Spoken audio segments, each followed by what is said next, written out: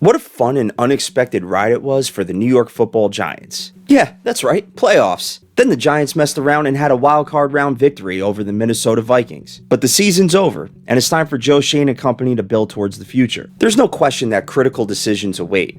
But in this video, I'll lay out the blueprint for a successful Giants offseason, and you are not going to believe what the Giants are going to do. This discussion has to start with the two most notable names on the roster, Daniel Jones and Saquon Barkley. Daniel Jones in 2022 was a top 10 quarterback in the NFL.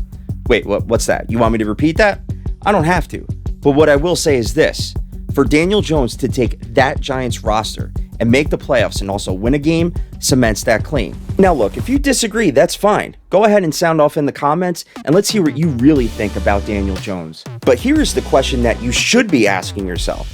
Why is this guy making the claim that Daniel Jones is a top 10 quarterback? That's because he is due for a contract extension and everyone needs to understand what his value is. So right now, at this moment, any quarterback in that 8 through 12 ranking is worth between $32 and $37 million annually. Now look, I know what you're thinking. That seems like an awful lot of money for Daniel Jones, but not if you understand where the salary cap is heading over the next 2 seasons. Now, if the Giants can extend Daniel Jones with a deal between $32 and $37 million annually, preferably at 4 years with an option to get out after year 3, just in case, then that will look like an absolute steal for the Giants in the not-so-distant future. Because here's the thing, when you see how much Lamar Jackson, Joe Burrow, and Jalen Hurts are set to make, it will blow your mind how cheap a player of Daniel Jones' production level would be in comparison.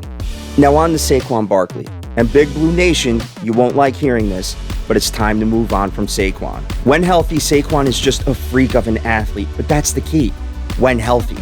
He's already had 2 season-ending injuries, and in general, it's usually during the second contract of a running back's career when production falls off a cliff. See Zeke and the Cowboys as an example. He's a great person off the field, and he's earned that right to demand the second contract, but it simply can't be with New York. Now look, Saquon can always agree to a hometown discount, but it would have to be a significant one. There are so many important roster spots the Giants have to fill, and they would be wise to save that $12 to $14 million and reinvest it into those positions of need. Now, speaking of addressing areas of need, when was the last time the Giants had a good linebacking core?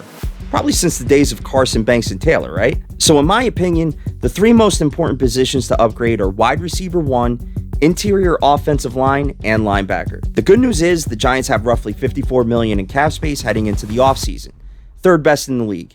And that's before you include potential cuts like Kenny Golladay and Darnay Holmes.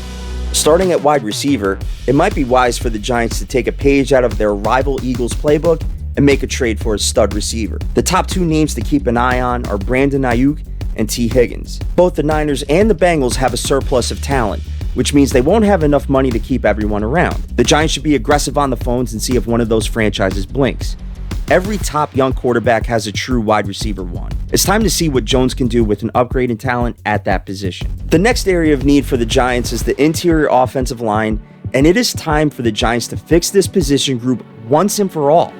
As for center and right guard, guys like John Feliciano and Mark Lewinsky are perfect for depth and reserve roster spots, not penciled in day 1 starters. Now at left guard, injuries decimated the position group, so it's hard to truly say if the answer is there or not. But if I'm Joe Schoen, I'm not leaving anything to chance, and I'm aggressively seeking an upgrade at that position. Invest early draft capital if needed in guard and center, and try and poach Evan Brown from the Detroit Lions if the money is right. And the same philosophy goes for linebacker. This is the position that if I'm Joe Schoen, I'm willing to spend heavy on in free agency. And it just so happens that there's an interior linebacker that Schoen is familiar with who happens to be a free agent. His name is Tremaine Edmunds. Let's see if Schoen continues the Buffalo to New York City pipeline and brings him in. I also expect the Giants to be aggressive in the draft at this position group. The next critical step for a successful Giants offseason is to manage the cap effectively. Now look, just because the Giants finally have cap space, that doesn't mean they go shopping on an empty stomach. Managing a cap isn't like the Fed Reserve, where you just print money and spend however you want. Joe Schoen has stressed prudent cap management before, and I believe he stays true to his word. Don't forget, in addition to extending Daniel Jones, the Giants will also have to extend Xavier McKinney, Dexter Lawrence, Julian Love if they don't let him walk, and most importantly, Andrew Thomas. The formula for a successful offseason is actually straightforward. First, you re-sign the most important core players. Next, you execute a successful draft by replenishing the team with the best talent available. And lastly, you spend conservatively and bring in one or two key offseason free agent acquisitions to supplement what is lacking on the team. Now let's see if Joe Schoen and Brian Daboll can work a little more magic and potentially get some hometown discounts along the way.